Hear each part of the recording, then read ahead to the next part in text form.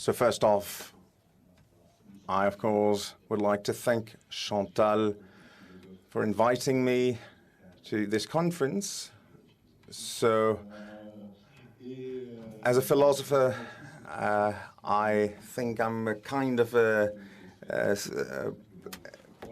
different species from all of you, but I'd like to have just my few opinions, my two pennies about what I think what beauty is and beauty in landscape. I will incorporate all that has been said. So I have been very much stunned by the title of the conference, the essential beauty of forests and avenues. And I think it's because it goes to the core of, let's say, existential questions. Now, as a philosopher, I interpret beauty in many different ways, and defining beauty itself is a very difficult task. So I'd suggest that we agree on maybe something that would be a bit surprising. Baudelaire, who might not be the best person to quote in this conference, because Baudelaire is more of a dark writer that is more in the shades, so to say, of the tree. But nonetheless, I would like to quote Baudelaire.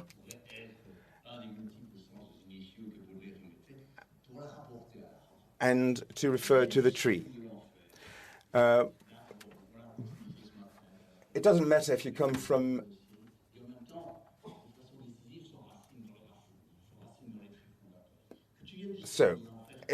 it doesn't matter if you come from heaven or hell. Oh, beauty, huge, frightening, ingenious monster. Now, nobody said that the tree is a monster, but there is something very grasping about this person, about the trees also. The trees come up with sometimes with quite monstrous-like shapes in certain light conditions. So an ingenious monster is quite an oxymoron.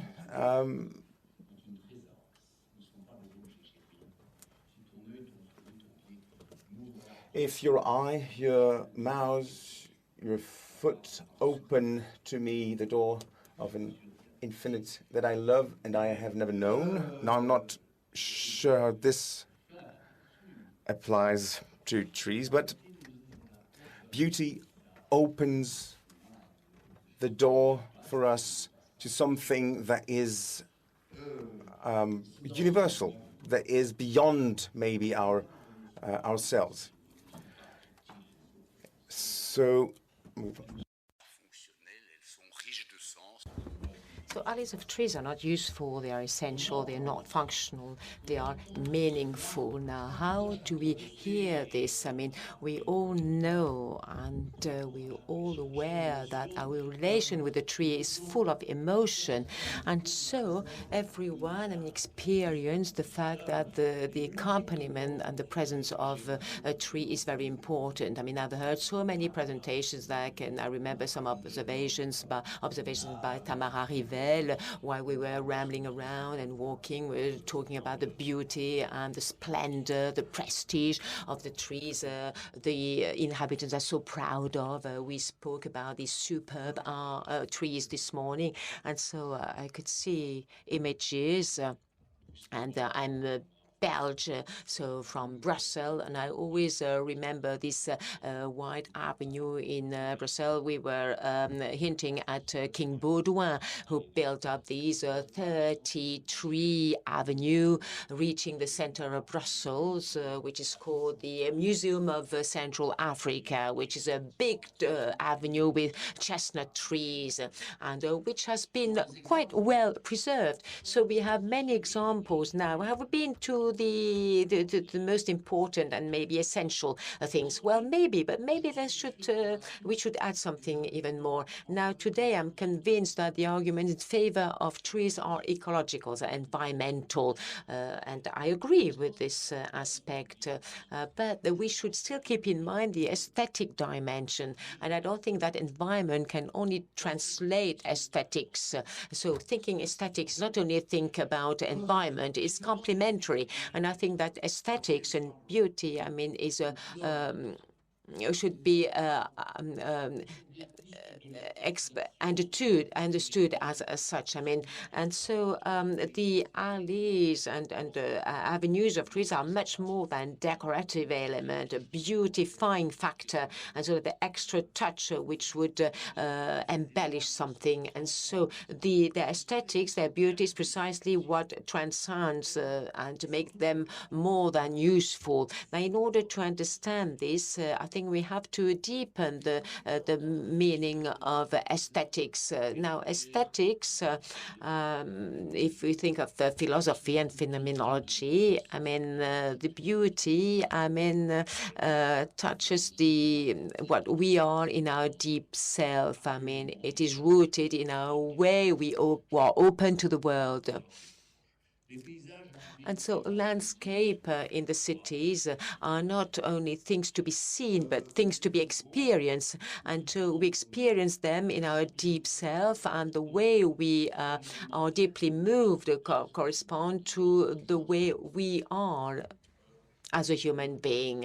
And so I like to say that in the play on word, but the landscape is the face of the place, playing on word with visage, paysage, and visage, which cannot be done in English, but anyway. So I would say that the tree avenues are sort of mirroring our faces. Okay. Play on words.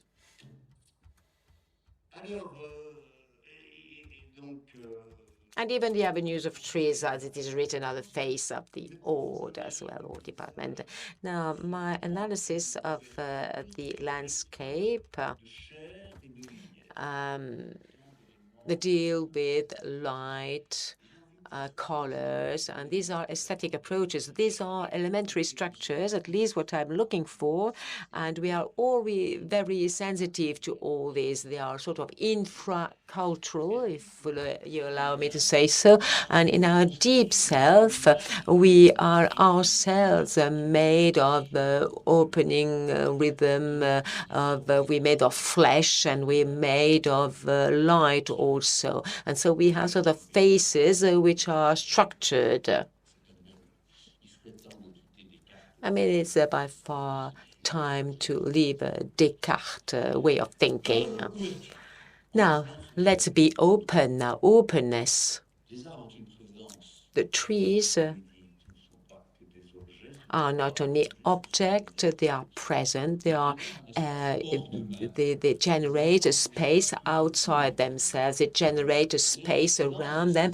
So we are in the presence of these trees, and we are embraced by these trees, and it is very important. And we didn't mention that enough, but the void or the gap between the various trees, and maybe this is why I was really sensitive to the tree avenues that Chantal proposed. The gap between trees is also very important, and as important the trees, because what would a tree avenue be without gaps?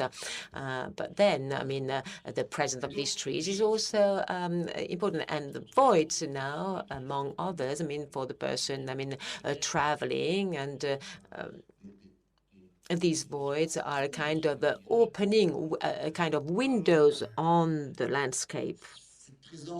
And so this presence turns them into living sculptures, inhabiting, occupying the space, just like the human being generates a space around himself or herself. And there will be quite a few things to say, a lot to be said.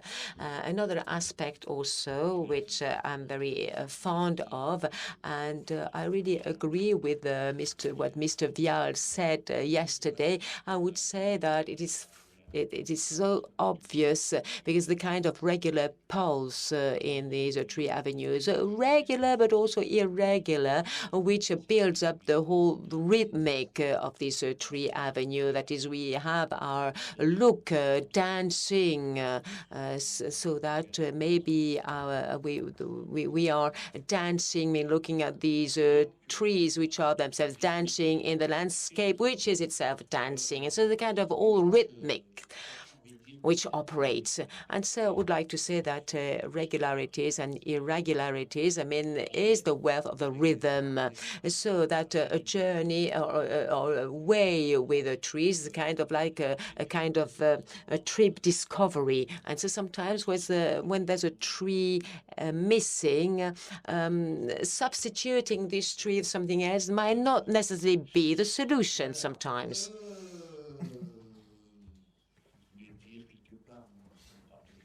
So I would say that we are not facing a rhythm, we are inside a rhythm. We are inhabited by this rhythm and by the tree rhythm.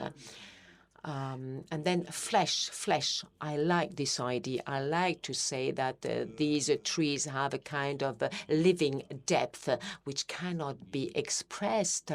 What can you say? What do you feel when you hug someone, for example? It's far more than just hugging someone. Now, what about a tree? They're not the same as we are, but touching something which is ungraspable, the temptation to touch a tree might not be esoteric. I've seen plenty of pictures where people would hug trees. So try to resource them. And so what do we feel around these trees? We are lacking words. And so beauty becomes something quite ungraspable. It's a kind of rooting. We feel that these trees are in the soil, rooted in the soil, and touching a tree brings us back to our roots.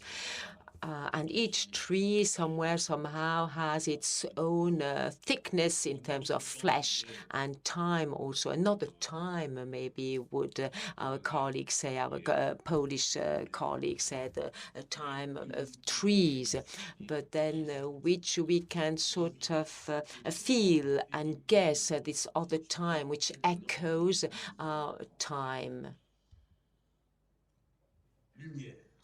Light. Now, let's talk about light. We've been inundated with light. So what shall we say regarding the colors of the tree? It is infinite. Colors are changing with the seasons, with the days, with the hours, also depending on the wind also. And so, to say that the trees are green is just saying nothing. It's even disregarding them, actually, because I like one of the authors saying, then the tree is not green. And I think that plain trees are not green, but of so many different colors. And yes, of course, trees are changing, and it's like a metamorphosis. And it's all except artificial color, Arnaud de Briquet says in his writings. And we have various colors developing. Regarding the ways, and Tamara said it, others said it also, but I would like to stress on that point. Trees are not only an element of the landscape, they give shape to this landscape, and each element are echoing each other, and they articulate with each other. And so the tree avenue structures, gives a structure to the landscape. It's kind of loop. And sometimes we have straight lines, and sometimes we have lines meandering, moving, curving, and sometimes a tree avenue is not only a line in a landscape, it is part of the movement of the landscape. The landscape itself is moving in the space or generates a space. Well, it is just the opposite of what we say when we say we just put an object here and replace an object here, and that's it. And we have to admit that our society, that globalization mistreats these tree avenues or various roads and ways. Our society probably wants to be more efficient and more profitable in the short term, and then doesn't really cope with the tree alignments. And so the aesthetic of contemporary roads is just high tech. And okay, I mean, it's transparent roads, smooth, without anything, and without any resistance. So just acting as we do, and in favor of aesthetic and ethics. The responsibility of preserving tree avenues, does that belong to the past, or is it rather being conservative? I don't believe it, because I'm deeply convinced that real progress is fostered with an anchorage in the past, that preserving beauty or creating it is to preserve an essential. Preserving tree lanes or tree avenues, or even plant new ones, is to guarantee the aesthetic quality of the landscape. But it also means, and I'm deeply convinced, is working to improve quality of life, or even real human depth. And quality of life, to me, seems to grant human depth, a real identity, something which touches our deep self, our intimacy.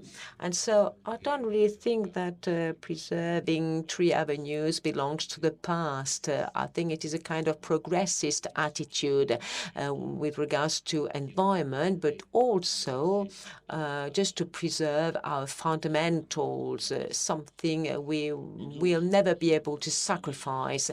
So I would like to conclude with this nice quote by Hannah Arendt: to be politically progressive, then you have to be culturally conservative. And I am culturally conservative. Thank you very much to all of you. Thank you for your attention.